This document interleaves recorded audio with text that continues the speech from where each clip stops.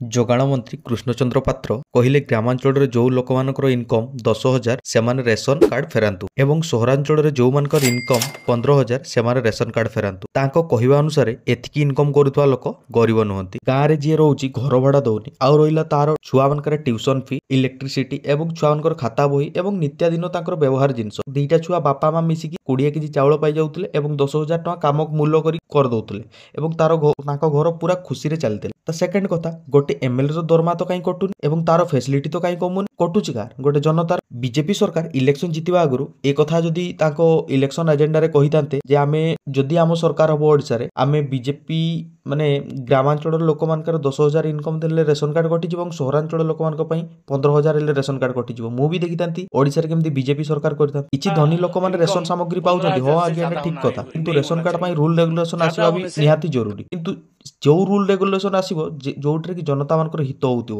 If you agree with me, like and share this video. ଜୟ ଜଗନ୍ନାଥ।